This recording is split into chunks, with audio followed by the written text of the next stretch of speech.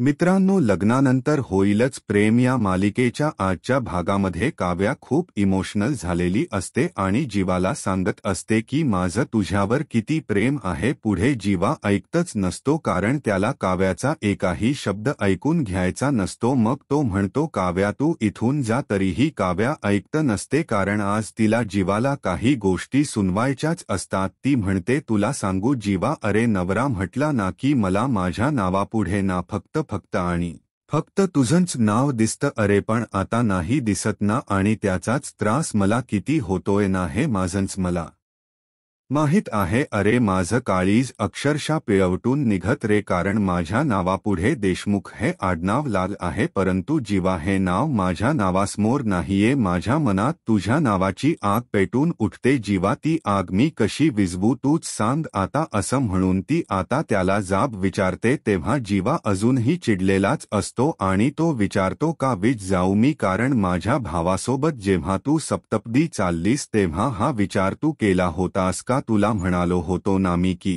मंगळसूत्र काढ म्हणून, तेव्हा तुला मंगळसूत्र काढायला काय झालं होतं हा विचार केला होतास का तू, असं म्हणून तो उलट तिच्यावरच भडकतो. आणि मग आता वेळ निघून गेल्यानंतर मला हे सगळं तू का ऐकवतीयस, असं काव्याबरोबर तो खूपच तुटकपणे बोलतो. मग आता तो पुन्हा रागातच म्हणतो, ज्या क्षणी माझ्या भावाचा नावाचं मंगळसूत्र तू गळ्यात घातक्षणी मी असा उभा होतो तुझ्या या जागी, जशी आता तू आहेस ना सेम तसाच मी त्यावेळी उभा होतो आणि तुला म्हणत होतो, तुझा हात मी पकडला होता, तुला म्हटलं होतं की चल आपण बाहेर जाऊयात, तू हे मंगळसूत्र अगोदर काढून टाक, पण तू काढलं का मंगळसूत्र? तेव्हा मी तुझ्या पाठीमागे अगदी खंबीरपणे उभा होतो ना, पण दोघेही मिळून करूयात काहीतरी, पण तू तेव्हा ऐकलं नाहीस. अगं पण तेव्हा तू मागे फिरलीस मागे, आणि आता तू काय सांगतेस? तेव्हा काय झालं होतला? तेव्हा हा जीवा तुझ्या मनात नसात आणि निवात नव्हता का, असं तो तिला जा विचारतो. तर काव्या रडतच त्याच्याकडे पाहत असते आणि जीवाच्याही डोळ्यात पाणी असतं. दोघेही आता एकमेकांवर राग काढत असतात. अगं तेव्हा तर तुला काही वाटलं नव्हतं, मग आता पुन्हा तुला ते प्रेमाचे दिवस आठवतात का? आणि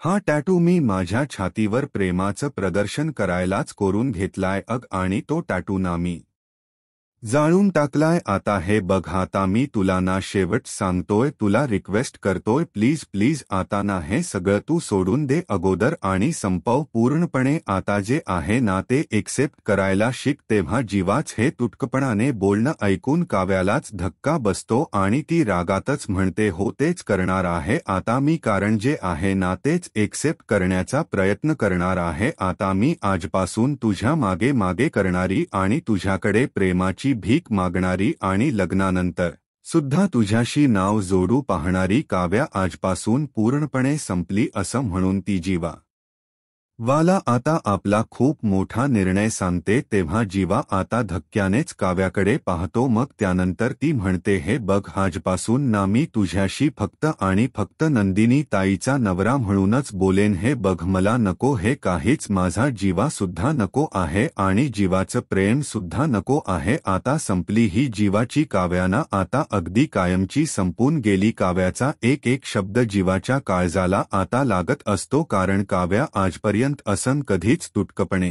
बोललेली नसते. ती फक्त जीवाच्या मागे मागे फिरत असते. आणि आज असा अचानक निर्णय का घेतला हाही प्रश्न जीवाला पडतो आणि तो सुद्धा इमोशनल होत तिच्याकडे पाहतो. पण काव्य आता खूप कठोर झालेली असते. मग तीही इमोशनल होते आणि म्हणते, पण एक गोष्ट लक्षात ठेवा, हा जीवा या सगळ्याचा असा अर्थ होत नाही की मी पार्थ बरोबर झालेलं लग्न हे मान्य करणार आहे. अरे तू नाही का तुझं नंदिनी ताई बरोबर झालेलं लग्न हे एक्सेप्ट केलंस आणि छान सुखामध्ये तुमचा संसार करतायत ना तुम्ही दोघे? तसं तर मी अजिबात करणार नाहीये. मी पार्थला सुद्धा डिव्होर्स देऊन टाकणार आहे. मग आता हे ऐकून जीवालाही धक्काच बसतो आणि तो काव्याकडे पाहतच राहतो. मग आता ती म्हणते मला काहीही नको आहे, खरंच काही नको आहे मला तू सुद्धा नको आहे आणि पार्थ बरोबर असणार लग्न सुद्धा नको आहे. अरे जीवा ते बिचारे चांगले आहेत रे, त्यांना आवडते मी, पण प्रॉब्लेम हा आहे ना जीवा की मला तू आवडतोस. सॉरी हा तू आवडत होतास असं ती करेक्ट करून सांगते काव्याने. असं तुटकपणे बोलल्यामुळे जीवाला अजून एक खूप मोठा धक्का बसतो. मग त्यापुढे ती खूप मोठा निर्णय घेते आणि म्हणते हे बघ आता यापुढेही काव्याना तिच्या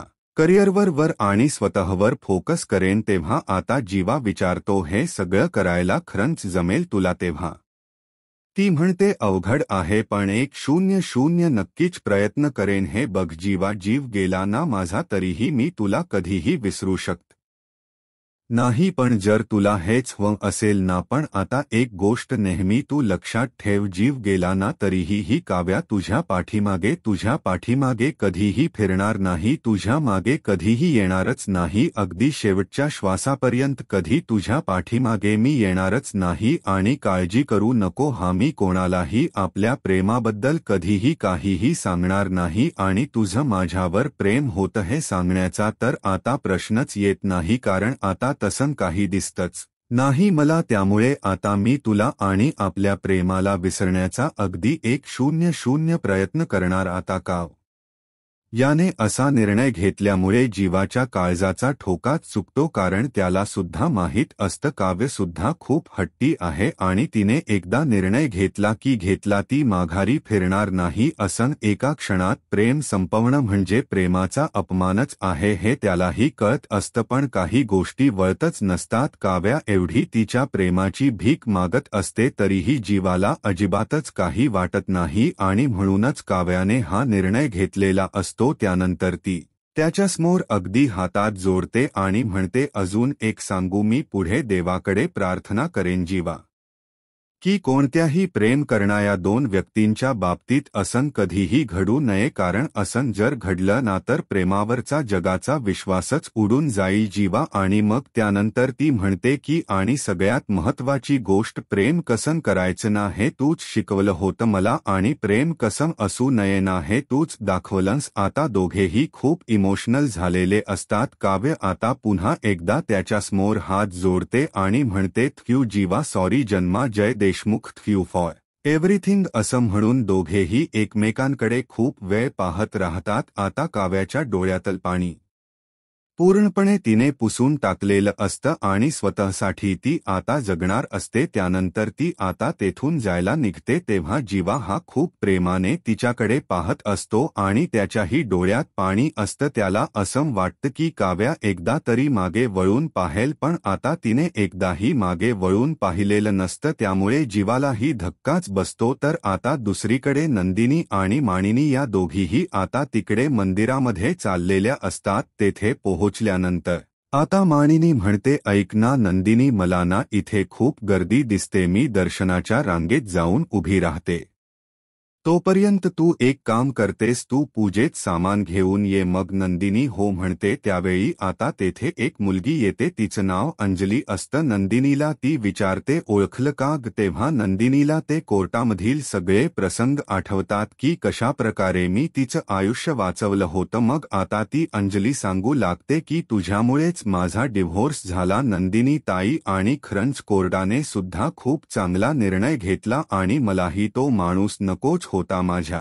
आयुष्यामध्ये. मग नंदिनी हसते आणि म्हणते तुझ्या मनासारखं झालं ना? तेव्हा ती म्हणते हो माझ्या मनासारखं झालं, त्यांनी नको असलेल्या लग्नामध्ये मला अडकवून ठेवलं होतं आणि डिवोर्स झाला ना तेव्हा तेच मला घरी सोडायला आले होते. आता आमच्या दोघांनाही एक मोकळा श्वास घेता येतोय. अगं खूप छान वागलो बोललो आम्ही एकमेकांबरोबर ताई, तुला सांगू आता काम असेल ना तर आम्ही एकमेकांशी चॅट सुद्धा करतो. खरं तर नको असलेल्या लग्नात असं बंधनात राहून आम्हा दोघांनाही अगदी घुसमटल्यासारखं व्हायचं आणि आता दोघेही अगदी मोकळे झालो आहोत. आणि या नको असलेल्या लग्नातून तू मला तर नाही पण त्यांना सुद्धा सोडवलं, जे झालं ते खूप चांगलं झालं आणि कधी कधी असं वाटतं ना, तारण्यापेक्षा सोडून द्याव सगळं सैल तर सैल, कारण गोष्टी गोष्टी तुटत तर नाहीत. मग आता नंदिनीला तिचाच आता संसार आठवतो की कशा प्रकारे मी जीवाबरोबर संसार करते आणि जीवा तर अजूनही मला बायको म्हणून मानत नाहीये. फक्त आम्ही दोघे एकत्र राहतोय. जीवांना सुद्धा हे लग्न नको असेल का? त्यांची सुद्धा अशीच घुसमट होत असेल का? असा प्रश्न नंदिनीच्या मनात येतो आणि ती त्याच विचारात असते. तेव्हा अंजली म्हणते, ताई, असं म्हणून ती तिला भानावर आणते. मग आता नंदिनी हसते आणि विचारते, पण तू आनंदी आहेस ना अंजली? तेव्हा ती म्हणते, हो, मी खूप आनंदी आहे. आणि हा आनंदना ताई, फक्त आनंद फक्त तुझ्यामुळे माझ्या आयुष्यात आलाय आणि तू जे केलं ना माझ्यासाठी, चल मी आयुष्यभर तुझी ऋणी राहील. आता नंदिनी विचारते, तू वेडी आहेस का बाळा? आता अशीच इथून पुढे खुश रहा. तेव्हा ती म्हणते, हो येते, चल. तेव्हा अंजलीचे शब्द आता तिला आठवतात की मनाविरुद्ध झालेल्या या लग्नातून फक्त तू मलाच नाही तर त्यांना सुद्धा मोकळं केलं आहे. कारण कधी कधी असं वाटतं ना, तारण्यापेक्षा सोडून द्याव सगळं, असं अंजलीचे शब्द सारखे सारखे नंदिनीच्या कानामध्ये घुमत असतात. इकडे का याही हळूहळू जिन्यावरून चाललेली असते आणि तिला आता खूप त्रास होत असतो. जीवाला पूर्णपणे आयुष्यातून विसरायचं, त्याला सोडून द्यायचं विचारामुळे आता तिला काहीही सुचत नसतं. पण आता ती हळूहळू आपल्या रूमकडे येते आणि दार बंद करून घेते. तर दुसरीकडे जीवाची सुद्धा सेम तशीच अवस्था झालेली असते. जीवा तेथून येताना असा कोलमडत असतो, इकडे तिकडे पाहतो पण काव्या त्याला कुठेही दिसत नाही. मग आता त्याला काव्याच बोलणं सतत आठवू लागतं की कशाप्रकारे ती मला 100 विसरण्याचा प्रयत्न करणार आहे. मग आता इकडे काव्या हळूहळू रूममध्ये येते आणि तिला पुन्हा जीवाचं ते बोलणं आठवतं की कशाप्रकारे तो माझ्याबरोबर अगदी तुटकपणे बोलतोय आणि तुला मी सांगतोय, शेवटचं सगळं आता विसर हे आणि पुढे चाल. आणि मीही त्याला स्पष्टपणे सांगितलं की मी तुझ्याकडे प्रेमाची भीक कधीही मागणार नाही, कारण तुझ्याशी नाव जोडू पाहणारी काव्या आजपासून पूर्णपणे संपली. कारण आजपासून मी तुझ्याशी फक्त आणि फक्त नंदिनी ताईचा नवरा म्हणूनच बोलेन. असं काव्याला आता आठवतं आणि ती बिचारी खूप म्हणजे खूप रडत असते, खूप इमोशनल झालेली असते. कारण 1 वर्षाच प्रेम विसरायचं, ते सुद्धा जीवाबरोबर घालवलेले चांगले चांगले क्षण विसरायचे, हे अगदी तिला नकोच असतं. परंतु जीवा तिला काही रिस्पॉन्सच करत नसतो. त्यामुळे तिनेच हा निर्णय घेतलेला असतो. तिच्यासाठी हा निर्णय खरंच खूप कठीण असतो आणि ती खूप म्हणजे खूप रडत असते. मग त्यानंतर ती आता एकदम शांत होऊन जाते आणि जीवाला जे काही बोलली ते पुन्हा तिला आठवतं की प्रेम कसं करायचं हे सुद्धा तूच शिकवलस जीवा, आणि प्रेम कसं असू नये ना हे सुद्धा तूच मला दाखवून दिलस. त्यानंतर आता जीवाचा तिला राग आलेला असतो. ती मोबाईल हातात घेते आणि मोबाईल हातात घेतल्याबरोबर जीवाचे ते सगळे फोटोज पाहू लागते. त्यामध्ये तिच्या सगळ्या आठवणी असतात, जीवाच्या सुद्धा आठवणी असतात. त्या दोघांच्या प्रेमाचे क्षणही त्यामध्ये पूर्णपणे साठवलेले असतात. तेव्हा आता एक एक फोटो पाहत ती शेवटचे ते फोटो पाहून घेते आणि एक एक फोटो डिलीट करत असते. आता तिलाही काही सुचत नसतं हे फोटो डिलीट करावे की नाही, परंतु काळजावर दगड ठेवत आता काव्या ते पूर्ण फोटो एक एक करून डिलीट करतेच. त्यानंतर ते थोडेसे फोटो राहतात पण काव्याच्या अगदी जीवावरच येत, कारण फोटो डिलीट करू की नको असं तिला होत असतं. मी जीवाला तर सांगितलं आहे, मी तुला पूर्णपणे विसरण्याचा प्रयत्न करणार आहे, पण हे कसं शक्य आहे असं एका क्षणी काव्याच्या मनात सुद्धा येत असतं.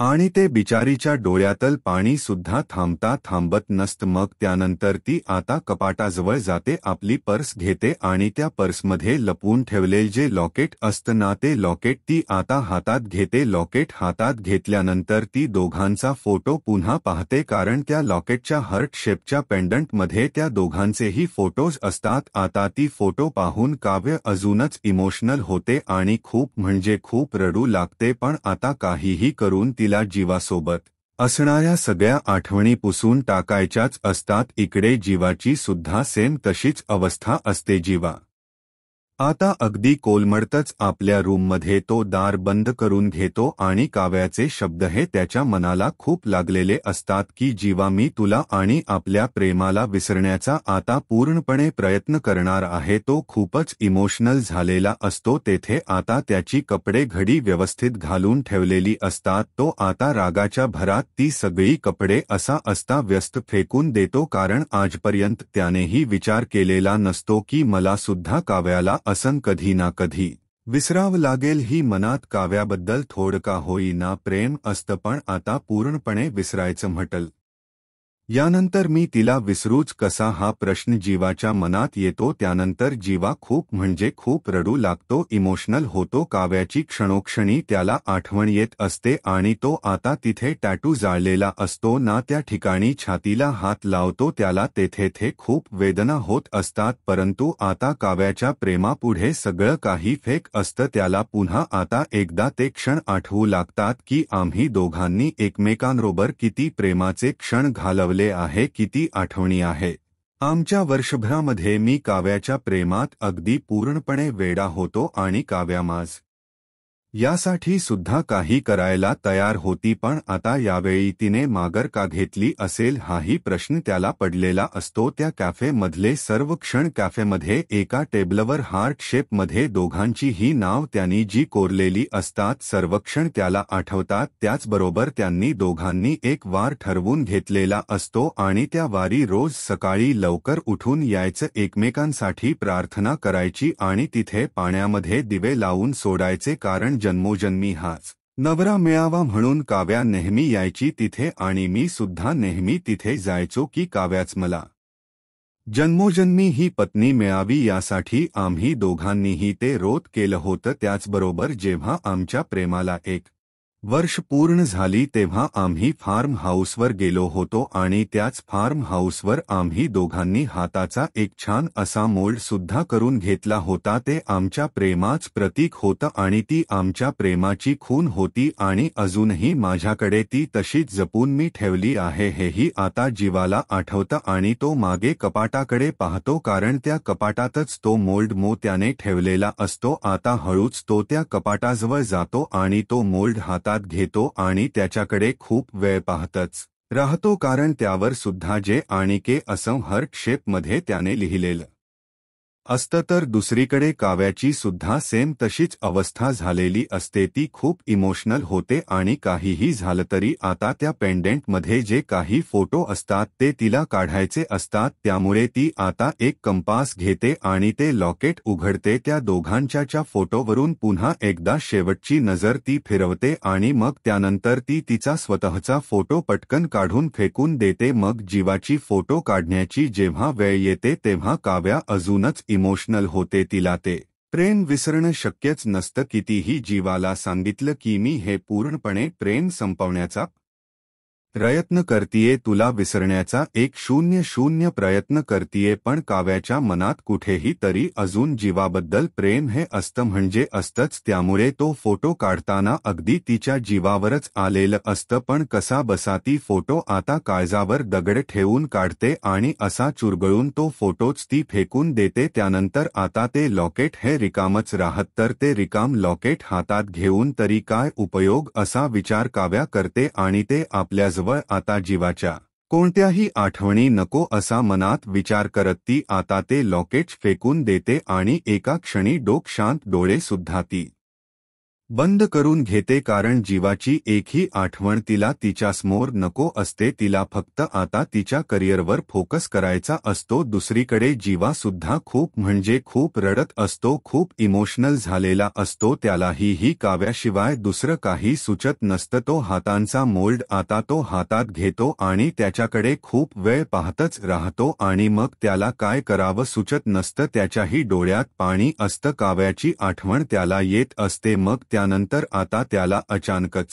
जाता रडू येतं. तेव्हा तो स्वतःलाच समजावतो की मी रडतोय का रडतोय मी, मला माझंच कळत नाहीये मी असं रडायला नको, कारण उलट्या सगळ्या व्यापातून, या सगळ्या काचातून मी आता हळूहळू मुक्त होतोय, कारण काव्यानेच हे नात संपवण्याचा आता प्रयत्न केलाय आणि ती सुद्धा आता मूव्ह होणार आहे, कारण आता फायनली काव्याला अक्कल आली आहे. तिने मला विसरायचं सुद्धा ठरवलं. म्हटल्यानंतर आमच्या प्रेमाला आता काहीच अर्थ राहिलेला नाहीये. मला हेच होतं की कधी एकदा काव्या मला विसरेल आणि तो क्षण आता जवळ आलाय. तो आपले अश्रू पुसतो, परंतु त्याच्या डोळ्यातून पुन्हा खळखळा पाणी येतच असतं आणि मग आता तो त्या दोघांचा जो हातांचा मोल्ड असतो ना, त्या मोल्डकडे पाहतच राहत. मग त्यानंतर जीवा पुन्हा एकदा खूप रडतो आणि म्हणतो, काव्या अगं मी तुझ्यासाठी बनलेलोच नाही. तू ना मला विसरून जा, अगदी कायमची विसरून जा तू मला. तू आता असं समज काव्या की ही जीवा नावाची व्यक्ती आहे ना, ती तुझ्या आयुष्यात कधी म्हणजे कधीही आली नव्हती. आता हे बोलत असतानाही जीवा खूप म्हणजे खूप अडखळत असतो. त्याला व्यवस्थित बोलता सुद्धा येत नसतं, कारण काव्या आणि ते दोघेही एकमेकांच्या खूप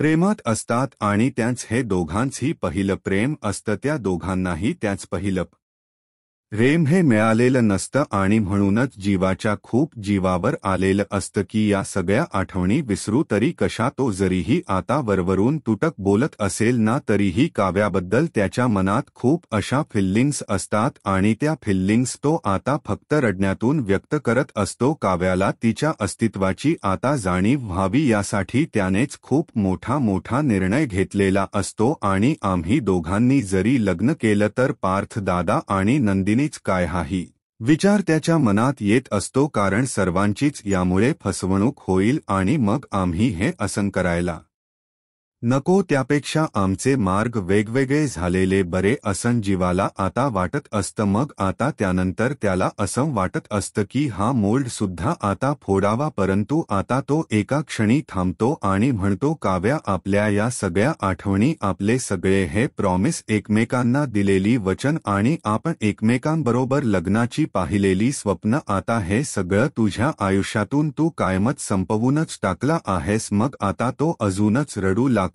आणि त्याला कळतच नसतं त्याच्या डोळ्यातून पाणी का येते. तो पुन्हा आता रडणं थांबवत असतो, परंतु ज्या क्षणी रडणं थांबवतो त्याच दुसऱ्या क्षणी त्याच्या डोळ्यातून पाणी येत असतं. काव्याबद्दल असणारं प्रेम विसरणं कधीही शक्य नाही हेही त्याला मनातून माहीत असतं, पण फक्त तो वरवर एक्सेप्ट करत नसतो. तेव्हा तो आता तो मोल्डकडे पाहतच राहतो आणि आपल्या छातीशी असा कवटाळूनच बसतो. तो मोल्ड म्हणजे जीवाच्या अगदी जवळचाच असतो आणि प्रेमाची शेवटची आठवण म्हणून तो अजूनही तो तसाच जपून ठेवण्याचा निर्णय घेतो. तो आता हळूच उठतो आणि लगेचच आतमध्ये जातो आणि तेथे गेल्यानंतर तो व्यवस्थित पुन्हा मोल्ड ठेवून देतो आणि खूप रडू लागतो. त्यालाही काही सुचत नसतं करावं काय. तर दुसरीकडे काव्या सुद्धा अगदी शांत राहिलेली असते आणि तिने आता जीवाच्या एक आठवणी आपल्या मनातून काढून टाकण्याचा प्रयत्न केलेला असतो, पण तिला ते जमत नाही. फक्त ज्या काही गोष्टी आहेत जीवाने गिफ्ट वगैरे केलेल्या, त्या सर्व गोष्टी ती आता रूममधून हटवण्याचा प्रयत्न करत असते, पण मनातून काहीही झालं तरी जीवा अजूनही जात नसतो. तर दुसरीकडे जीवा सुद्धा खूप म्हणजे खूप रडत असतो. त्यालाही काही सुचत नसतं. काव्याची आठवण त्याला येतच असते. तर इकडे काव्य आपले असू पुसते आणि एक खूप मोठा निर्णय घेते की आता बस झालं सगळं विसरायचं मला. तर आता मित्रांनो, पुढील भागामध्ये काव्याही आता अभ्यासाला बसते. ती अभ्यास अगदी मन लावून करत असते आणि तिने असा मोठा चष्मा सुद्धा लावलेला असतो. मग आता पार्थ तेथे येतो आणि दरवाजातून तिच्याकडे खूप वेळ पाहत राहतो. हसतच तिच्या जवळ बसतो आणि अगदी तिला नेहाळू लागतो आणि म्हणतो, सो क्यूट. तेव्हा काव्या जरा रागातच त्याच्याकडे पाहणार, तर आता पार्थ विषय बदलतो आणि म्हणतो, अरे बापरे, तुम्ही अभ्यास करायला लागलात ना, हे पाहून मला खूप छान वाटलं. हा, याच्यापेक्षा छान काय वाटलं ते विचारा ब्र. ती विचारते, काय वाटलं. मग आता तो म्हणतो, आज ना तुमचं पुस्तक सरळ आहे, हे पाहून खूप छान वाटलं मला. तेव्हा आता काव्या इमोशनल होते आणि म्हणते मी ना आता सरळ वाटेने चालायचं ठरवलं. ते सुद्धा मागचे सगळे धडे पुसून. तेव्हा काव्याच्या बोलण्याचा अर्थ पार्थला काही समजत नाही. तर दुसरीकडे जीवा आता रडूनच झोपलेला असतो. नंदिनी आताही रूममध्ये येते आणि कपाट उघडून पाहते तर आता तिचा अचानकच धक्का लागतो आणि जीवा व काव्याचा जो हातांचा मोल्ड असतो ना तो मोल्ड खाली पडतो आणि फुटतो. तेव्हा जीवा ताडकन उठतो आणि नंदिनीकडे जातो. मग आता नंदिनी म्हणते राहू